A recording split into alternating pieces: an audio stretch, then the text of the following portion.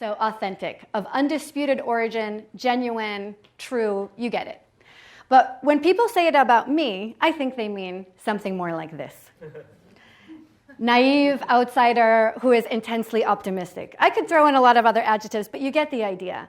It's when I hear authentic, I hear, okay, maybe that's a little off. And just to kind of go into that a little bit, naive. My 9th birthday, I was in love with Michael Jackson. Thriller was out, days were good. I invited him to perform at my 9th birthday. And he didn't reply, but I was sure he was coming. So I told everybody at the birthday that Michael Jackson would be performing, and of course I had a lot of kids over. I was very popular that week. And then he didn't show up. And okay, that's a lesson you learn, but that kind of naive feeling that you can make anything happen has served me personally very well. And I think it's an important thing for entrepreneurs to be able to harness, because you need it a lot. Because Michael Jackson usually won't show up, but sometimes he does. Not these days. Outsider. Everyone in the Valley, when you first get here, you feel like they've all been to Stanford or they've all been to MIT, and everyone has advanced degrees. And I come from a family of truckers in a kind of post-industrial town in Massachusetts without an advanced degree. You heard that I studied painting in business. So it was kind of this new notion to come in here. So when I give a talk at a place like this and they say, oh, that's so authentic, I hear outsider. And intensely optimistic. Just listen for a second.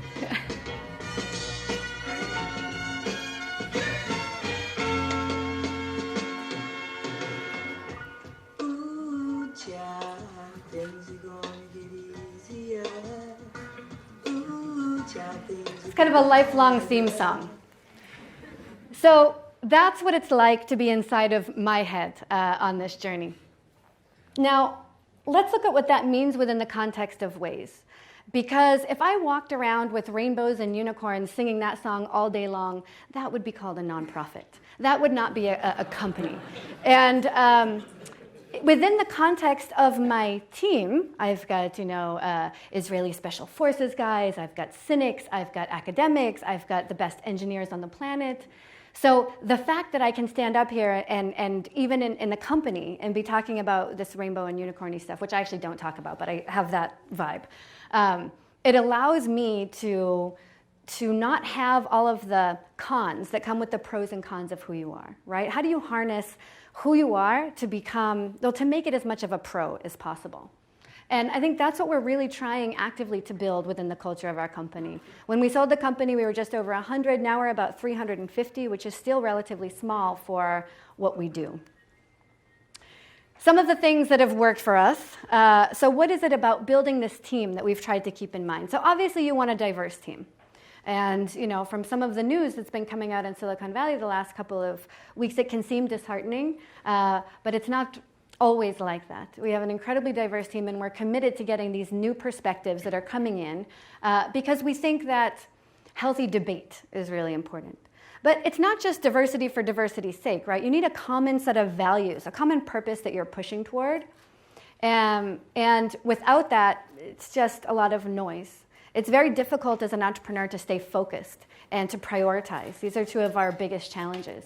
And it's all the things that you say no to, not the things you say yes to, that matter most. So that common purpose is what you check yourself against.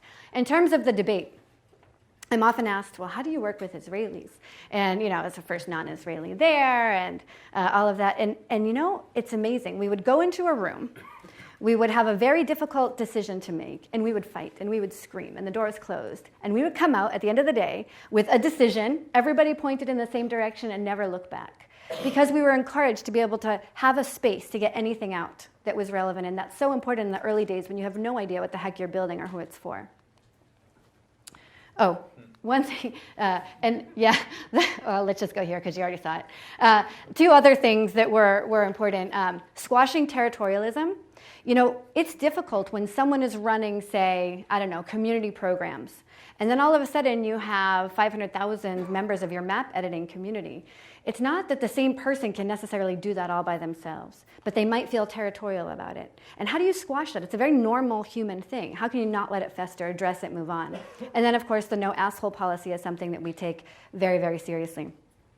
The other thing I would like to mention is not just respecting the differences within the team, but kind of reveling in it. Everybody will come to me with their problem because they know that they won't judge it. Everyone will go to X person for something else.